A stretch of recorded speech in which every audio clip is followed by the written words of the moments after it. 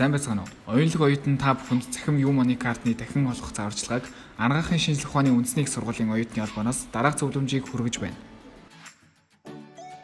Үүнд 2017-оос 2018 оны хичээлийн жилд болон түүнээс өмнө нийтийн тээврийн хэрэгслээр хөнгөлөлтөө зорчих цахим төлбөрийн карт авсан боловч хаяж өргөдүүлсэн хугалж гэмтээсэн оюутнууд 2018-аас 2019 оны хичээлийн жилд дахин карт худалдан авч эрхээ сонгуулан ашиглана.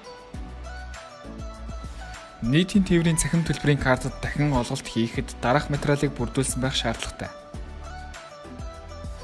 1-р иргэний үнэлэхний хуулбар эсвэл түүц машины лавлгаа.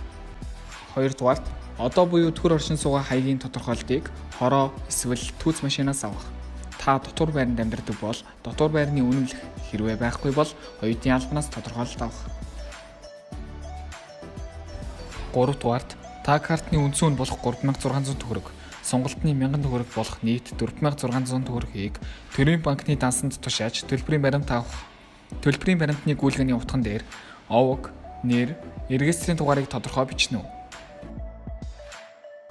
4-р мэдүүлэг буюу анкет бөглөх.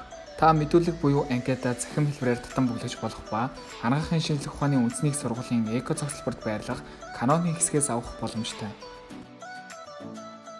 Анкетыг шивэх болон гар бичмэлээр доорх жишээ загварын дагуу бөглөнө.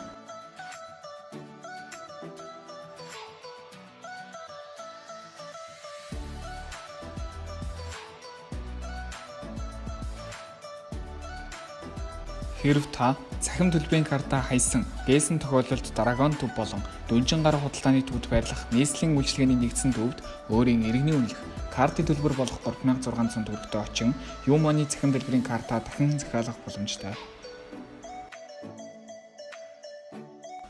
Нийтийн тээврийн үйлчилгээний цахим төлбөрийн хэрэглэгч та доорх зүйлсийг анхаарна уу? Оюутан та Юмоны картыг жилд 2 удаа гэгдүүлсэн тохиолдолд дахин олгохгүй. Төрийн байгууллагаас батлагдсан хэмжээгээр хөнгөлөлтөд зорчих бөгөөд шаардлагатай тохиолдолд нэмэлтээр зэрэглэн ашиглаж болно. Гар утасны ард картаа хийх эсвэл ямар нэгэн тохиолдлоор картны доторх IC чипийг гэмтээсэн тохиолдолд карт ажиллагаагүй болно. Анхаарал хандуулсанд баярлалаа. Оюутны холбооны хамт олон.